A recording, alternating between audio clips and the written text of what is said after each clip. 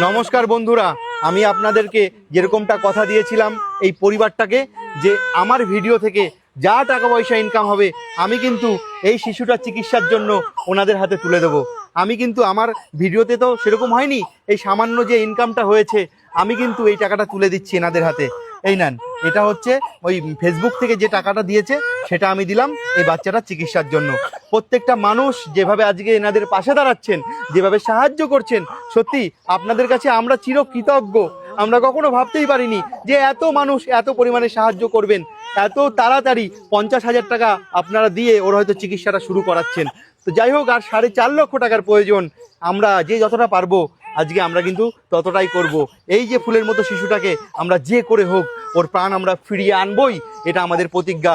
আজকে এই ঠাকুরের সামনে আমরা সকলে প্রতিজ্ঞা করছি যে এই বাচ্চাটাকে আমরা কিন্তু কোনো রকমভাবে চিকিৎসার কম রাখবো না। যে যেখান থেকে দেখছেন ভিডিওটা, সর্বপ্রথম একটা কথাই বলবো, মানুষের কাছে পৌঁছে দিন। একটা কথা জানেন তো, কিছু মানুষ থাকে অহংকার করে পাল্টিয়ে দেয়, পাল্টাবেন না।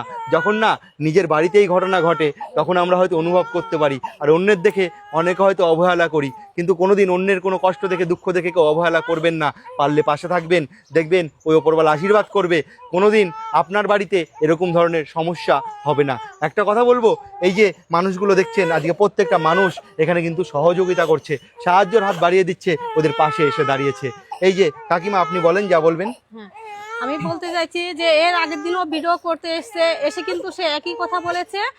বলার পরে বলেছে যে আমার যে ভিডিওর ইনকাম যা টাকা হবে আমি দিয়ে যাবো, কিন্তু অক্ষরে অক্ষরে কিন্তু কথা পালন করেছে দীপঙ্কর, ঠিক আছে।